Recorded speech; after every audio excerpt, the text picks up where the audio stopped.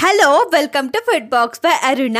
ఈ రోజు రెసిపీ వచ్చేసి మహారాష్ట్ర ట్రెడిషనల్ రెసిపీ అయిన పురణ్ పోలి. దీన్ని బొబ్బట్లు, భక్షాలు, పోలీలు అని కూడా అంటారు. పండగ అంటేనే బొబ్బట్లు, బొబ్బట్లు అంటేనే పండగ అంతలా అలవాటైపోయింది మనకు. ఈ బొబ్బట్లు వంటరాని వాళ్ళు కూడా ఈజీగా చేసుకోవచ్చు. ఫస్ట్ టైం వంట చేస్తే కూడా నేను చెప్పిన టిప్స్ ఫాలో అయ్యి చేయండి. పర్ఫెక్ట్ బొబ్బట్లు మీకు కూడా వచ్చి తీరుతాయి. ఈ బొబ్బట్లు ఒక 5 days వరకు మనము స్టోర్ చేసుకోవచ్చు.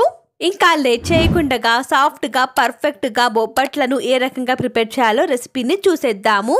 దానికోసం ముందుగా ఒక 120 గ్రాముల ఓలిగి రవ్వ, 370 గ్రాముల దాకా మైదా, చిటికెడు ఉప్పు, 3 స్పూన్స్ దాకా ఆయిల్ ని యాడ్ చేసుకొని కలుపుకుందాము.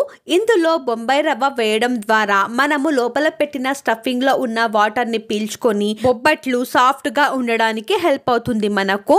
ఇందులో ఒకేసారి వాటర్ ని యాడ్ చేయకుండా కొద్దిగా వాటర్ ని యాడ్ చేసుకుంటూ మధ్యలో మనము ఆయిల్ ని యాడ్ చేసుకుంటూ నిదానంగా పిండికి ఎంతైతే అవసరం ఉంటుందో అంత వాటర్ ని యాడ్ చేసుకుంటూ నిదానంగా 7 నుండి 8 నిమిషాల దాకా పిండిని మంచిగా స్మూత్ గా రెడీ చేసుకుందాము.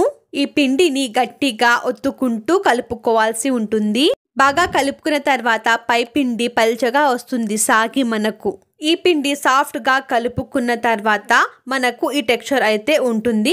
పైన పిండి పొడిగా అవ్వకుండా ఒక 2 స్పూన్స్ దాకా ఆయిల్ ని యాడ్ చేసుకొని కొద్దిగా కలుపుకొని లిడ్ క్లోజ్ చేసి ఒక 2 గంటల పాటు నాని పిండి ఇంకా సాఫ్ట్ గా రెడీ అవుతుంది. నెక్స్ట్ లోపల స్టఫింగ్ కోసం 370 గ్రాముల దాకా కందిబ్యాలను యాడ్ చేసుకొని వాష్ చేసుకొని పక్కన పెట్టేసుకోండి. నెక్స్ట్ 350 గ్రాముల దాకా దంచుకున్న బెల్లం ప్లేట్ లో యాడ్ చేసుకొని పక్కన పెట్టేసుకోండి. నెక్స్ట్ స్టఫింగ్ ఫ్లేవర్ కోసం 2 టేబుల్ స్పూన్ల దాకా సోంపు, కొద్దిగా సొంటి, 2 యాలకులు పౌడర్ చేసుకుని పక్కన పెట్టేసుకోండి.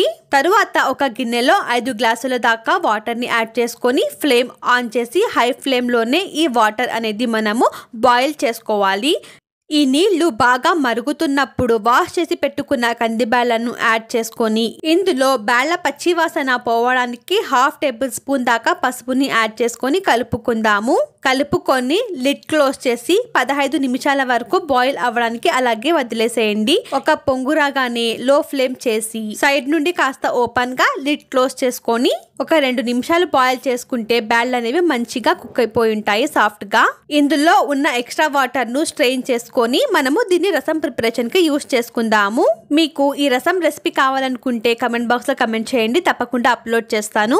నీళ్లను స్ట్రెయిన్ చేసుకున్న తర్వాత మిగిలిన బ్యాళ్లను మంట మీద పెట్టేసుకొని ఇందాక రెడీ చేసుకున్న బెల్లాన్ని కూడా యాడ్ చేసుకొని కలుపుకొని లిడ్ క్లోజ్ చేసి ఫ్లేమ్ హై చేసి 5 minutes వరకు కుక్ చేసుకుందాము. ఒక 5 minutes తర్వాత లిడ్ ఓపెన్ చేయగానే మనకు బెల్లం యాడ్ చేయడం ద్వారా వాటర్ అనేది మంచిగా రిలీజ్ అయిపోతాయి. తర్వాత ఫ్లేమ్ ఆఫ్ చేసుకొని ఫ్లేవర్ కోసం ఇందాక ప్రిపేర్ చేసిన పౌడర్ ని యాడ్ చేసుకొని కలుపుకుందాము. ఈ ఫ్లేవర్ తో బచ్చాలు చాలా రుచిగా ఉంటాయి. ఇలా కొద్దిగా బ్యాళ్లలో వాటర్ ఉన్నప్పుడే దీన్ని గ్రైండర్ లో యాడ్ చేసుకొని గ్రైండ్ చేసుకుందాము. ఈ బ్యాళ్లు మనకు స్మూత్ గా రెడీ అయ్యేంత వరకు దీన్ని గ్రైండ్ చేసుకోవాలి.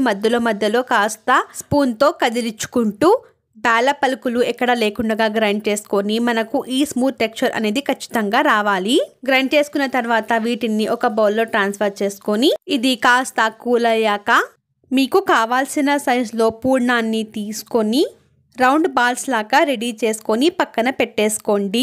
ఇలా అన్ని బాల్స్ అనేవి రెడీ చేసుకున్న తర్వాత ఇది డ్రై అవ్వకుండా ఖచ్చితంగా దీన్ని ప్లేట్ తో కవర్ చేసుకోవాల్సిందే. ఇలా స్టఫింగ్ అంతా రౌండ్ బాల్స్ చేసుకున్న తర్వాత ఇందాక మనము 3 గంటల పాటు నానబెట్టిన పిండిని తీసుకొని అందులో 2 స్పూన్స్ దాకా ఆయిల్ ని యాడ్ చేసుకొని ఇంకొకసారి ఈ పిండిని బాగా కలుపుకోవాలి. పిండి బాగా నాని ఇంకా స్మూత్ టెక్స్చర్ లో మనకు రెడీ అయిపోయింది. తర్వాత పూర్ణం కన్నా కొద్దిగా తక్కువ పిండిని తీసుకొని దీన్ని కూడా బాల్స్ లాగా ప్రిపేర్ చేసుకొని ఆయిల్ రాసుకున్న చేతి మధ్యలో పెట్టేసి కాస్త వెడల్పుగా చేసుకొని ఇందాక మనము ప్రిపేర్ చేసుకున్న స్టఫింగ్ అంటే పూర్ణము మధ్యలో పెట్టేసుకొని సైడ్ కి ఉన్న పిండి అంచుల్ని లాగి పైకి వేస్తూ సీల్ చేసుకోండి. ఇలా ఈ పూర్ణాన్నంతా పిండి మధ్యలో పెట్టేసుకొని సీల్ చేసేసుకున్న తర్వాత లాస్ట్ లో ఉన్న ఎడ్జ్ ని కూడా సీల్ చేసుకోవాలి, స్టఫింగ్ అనేది బయటికి రాకుండా. ఆయిల్ రాసుకున్న చేతి మధ్యలో పెట్టేసి ఫింగర్స్ తో ప్రెస్ చేసుకొని ఈ పిండిని వెడల్పుగా చేసుకొని ఒక షీట్ తీసుకొని దానిపైన ఆయిల్ రాసి ఈ పిండిని పెట్టేసి కొద్దిగా ఫింగర్స్ తోనే ఈ పిండిని ఎంతవరకు అయితే అంతవరకు వెడల్పు చేసుకోండి. ఇలా కాస్త స్ప్రెడ్ చేసుకున్న తర్వాత చపాతీ రోలర్ ని తీసుకొని ఈ పిండిని లైట్ గా స్ప్రెడ్ చేసుకోవాలి. కాస్త ఇలా పిండి పైన పెట్టి రోల్ చేస్తే ఈజీగా ఇది స్ప్రెడ్ అవుతుంది మనకు ఈవెన్ గా.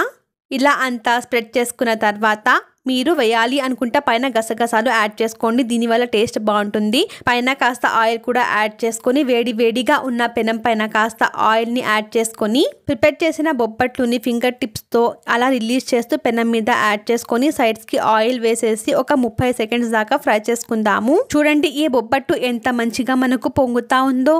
ఒకవైపు మంచిగా ఫ్రై అయిపోయిన తర్వాత ఇంకొక వైపు తిప్పుకొని పైన కాస్త ఆయిల్ వేసేసి ఒక 1 మినిట్ దాకా ఫ్రై చేసుకుందాము. మంటని కాస్త మీడియం టు లో పెట్టుకొని ఫ్రై చేసుకోండి. ఇలా 2 వైపులా మంచిగా ఫ్రై చేసుకున్న తర్వాత పెనం మీద నుండి రిమూవ్ చేసుకొని దీన్ని ఒక ప్లేట్లోకి ట్రాన్స్ఫర్ చేసుకొని పక్కన పెట్టేసుకోండి. మిగతాది కూడా సేమ్ ఇదే ప్రాసెస్ని రిపీట్ చేసుకోవాలి. పెనం మీద ఒబ్బట్టు వేసేటప్పుడు హై ఫ్లేమ్ చేసుకొని వేసిన తర్వాత ఫ్లేమ్ అనేది మీడియం పెట్టేసుకొని ఒకవైపు ఫ్రై చేసుకోవాలి.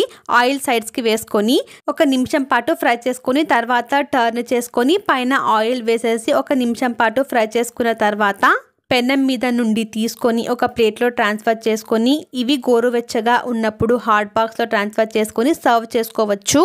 దీన్ని వేడిగా ఉన్న పాలతో కరిగించిన నెయ్యిలో అలాగే వంకాయ కర్రీతో లేకపోతే ప్లెయిన్గా అలాగే సర్వ్ చేయవచ్చు. చూసారుగా ఎంత సాఫ్ట్గా మనకు ఒబ్బట్లు అనేవి రెడీ అయిపోయాయో. మీకు ఈ రెసిపీ కనుక నచ్చితే వెంటనే ఛానల్ని సబ్స్క్రైబ్ చేసుకొని ఈ వీడియోని లైక్ చేసి షేర్ చేసి కమెంట్ కూడా చేయండి. Thank you for watching.